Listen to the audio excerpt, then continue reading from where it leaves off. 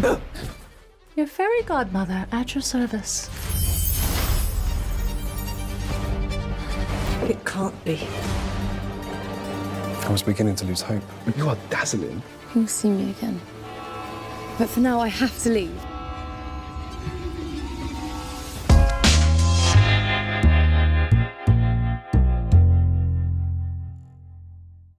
So, first of all, you look to be having an absolute blast here as the fairy godmother. And so, what was your initial thought when approached with a twisted take on Cinderella? I mean, I think look, these movies are trending right now. I think this fairy tale horror version, of the fairy tale thing is really trendy. I read the script. I actually initially, fun fact, was offered the role of the stepmother, and I loved the fairy godmother role. And I knew they wanted to go older, and I knew they were going to give it to some unbelievable, incredible British actress who was fantastic. But I just didn't really, I just wasn't feeling the stepmother role. It was so one-dimensional. Also, my English accent. So I just read that role and I just thought, God, this is fun. Like when I was reading it, I was having fun. And that's how I want to feel when I'm doing a movie, right? Not always, because Yeah. often it's not that, but I thought, yeah, this is something this is something a little different. I love comedy. I never get to do it. Mhm. And my fan base is very sci-fi horror. And I thought, what a great little marriage, right? Marry the two together. So Yeah, it's a very fun role, and but now that you said that you could have potentially been the stepmother, and I'm like, ooh, because she was so just unlikable as a character that it would have been great. But I loved you as the fairy godmother, so it all worked out. thank you. Thank you. And so your character dropped some modern pop culture references, Yeah. and was that in the script as is, or did you play with different references on set to see what would work? That's a great question. No, actually, the only thing we did on set, I think it was just for the matter of rights and stuff, was take out some of the designers like Vidal Sassoon or Christine Louboutin or Elon Musk. We took these names out in case they couldn't use them for some reason. So we played around, but no, it was written, honest to God. I think I said every word that was in the script. There was no improv. It was just written fun. It was written Yeah. that way. Yeah. Well, and as an actor, this role must have been a dream just for the fact that you're a couple scenes on one or two sets and you get to be the catalyst for so much of the story. Mm. What is it that you look for specifically when accepting a role? Where it films, how much money they'll pay. You're never supposed to say that as an actor. I right? know. Those are the best responses, though. So, no, I'm kidding. No, not entirely. I turn down roles all the time that I don't want to do, and don't get roles that I want all the time. So it's a combination of a lot of things, of course. But this one again, like reading it was fun, and for me, it's either certain scripts really speak to me because, and you never know how a movie's going to turn out. There's so many elements involved. Like unless you're working with even then, like some incredible director who you've seen 5 of their films and you've been blown away and you have 50 amazing actors behind it, you still don't know what you're going to get. Some of those films don't even turn out. So you don't know. And these are smaller independent films. And so the risk is higher in many ways, lighting, and they're rushing through and you're trying to get a million shots in a day and they don't have the time and they don't have the money and the, sets and this and that. So then at that point, if you're doing smaller things anyway, you just want to like the material at least, like I'm going to have a good time with this, And you're right. This character was such the catalyst for Cinderella that getting to be the little devil on her shoulder was kind of a lot of fun with no qualms, no self-awareness, no shame.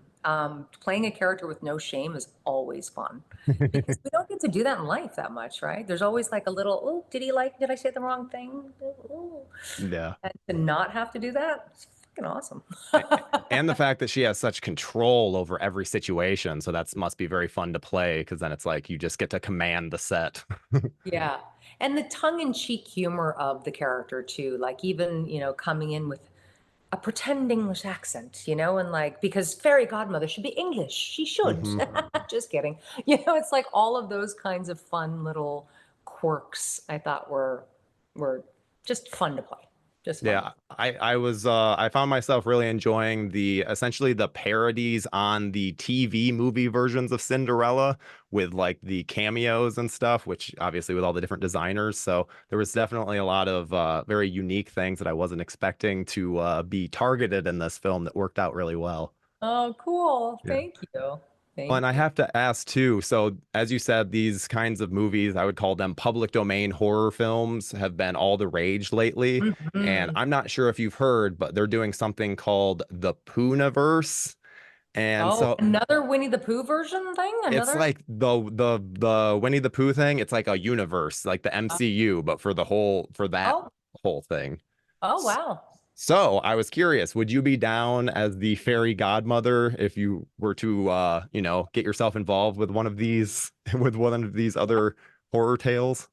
Yes.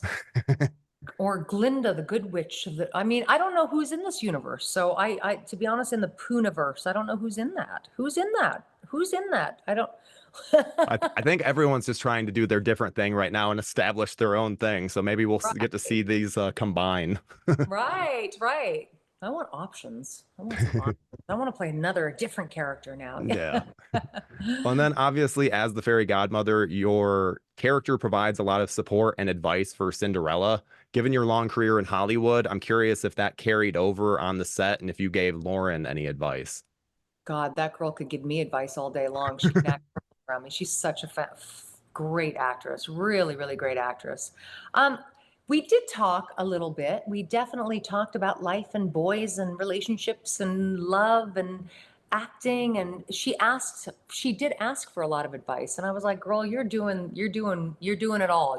I don't have anything to tell you. I mean, um, it's such a different journey for everyone, so it's so funny. And when you see somebody who you genuinely think is just uber talented, you just let them do their thing. That's it. Yeah. Like I got nothing for you. But I am trying to hook her up with my American agents and stuff because I just thought she was so talented. Watching her and working with her was a dream. I loved it. Yeah, she's very talented and definitely has a lot of presence on screen. Yes, to play that combination of things, to be that fragile and fearful and that lethal at the same time, is not everybody can do that. It's a Yeah. real gift to be able to do that. And she's got it in spades. She's got the gift. But I have to ask too, because there have been rumors of a legacy sequel for Species for, I don't know, the last 5, 6 years at this point, and sexuality has been a strangely controversial topic as of late. So do you Mm. think a Species film is even possible in this sexually sensitive landscape? Well, that's a really good question. I've heard some talks about different shows and things that they might still be doing with the Species Hmm. franchise. MG, various people, because I've looked into something myself to do with Species. And so that's still out there. I don't think that the sexuality part of it is such an issue, to be honest with you. I think it's about how it's done. Yeah. And I think in many ways, Species was ahead of its time in the way that she was very in control of the sexuality. She was in control of what happens Yes. to her or whatever. And so in that way, I think it was ahead of its time. I think it would be fine Yeah. today. I think, yeah. Well, and I also have to ask too, because I'm actually covering Ghosts of Mars this week. Oddly Oh, enough, it just oh, happened. oh. And so I was wondering what it was like to join that production at the last minute, because everything Well, online is saying that you joined like a week before shooting. I did join very, very soon before shooting. Actually, Courtney Love was meant to play it and something fell apart. I don't know what it was. I don't remember the details, but something fell apart. And my, at the time, boyfriend and father of my two children was cast in the movie already. And he said to John Carpenter, he's like, because the movie was falling apart. They didn't know they had to cast somebody quickly. Hmm. And they built like massive sets and spent a fortune and, the whole thing. And so my boyfriend at the time, said to John Carpenter, my girlfriend's an actress. And he goes, who is it? Natasha Henstridge, blah, blah, blah. And he wanted to meet me right away. And then I started training immediately for stunts. Luckily, I was pretty good in that kickboxing and all that kind of stuff. I was pretty active and good at that kind of stuff because there was a lot of that in the film. Yeah.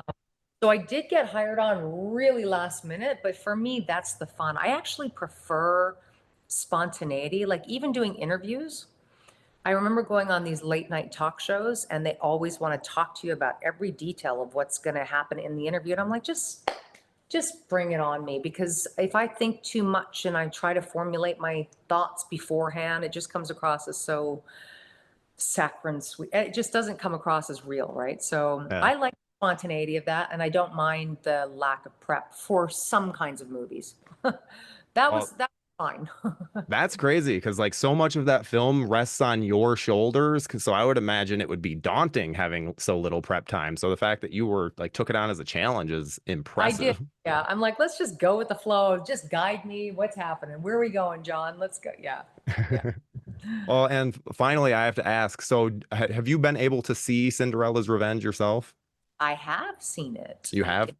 Yes. And I don't like to watch a lot of stuff that I'm in, but it's also very hard to talk about a movie that you haven't seen. So I have to suck it up and watch it anyway. Even if Well, it's horror, and I don't like horror movies. oh no, really? I'm a little squeamish when it comes. Oh, well, I was gonna say I would love to see you in even more horror just like this, but I guess maybe that won't be in the cards quite as much if you're not as into it. No, making them is cool. Making them Yeah, is awesome. Yeah. yeah. No, I'm not making them at all. Do you have any plans for, because I know Cinderella's Revenge is doing a very brief theatrical run. Do you have any plans to actually go to any screenings? I was loving the idea of going to a screening, except for the fact that it falls on a time that my son is getting married and I'm going to be in Virginia. Oh So no. I'm bummed because, and you know what? I'll see how it's doing. And if it's in theater, we'll see how long it's in theaters, because I'll Mhm. go with some friends or something for a laugh, because it's a total go with your buddies, have a laugh, eat some popcorn, get scared, popcorn throwing kind of movie. You know what I mean? It's one of those Absolutely. fun things. So hopefully when I get back, it'll still be in the theaters and we'll Yeah. get to check it out.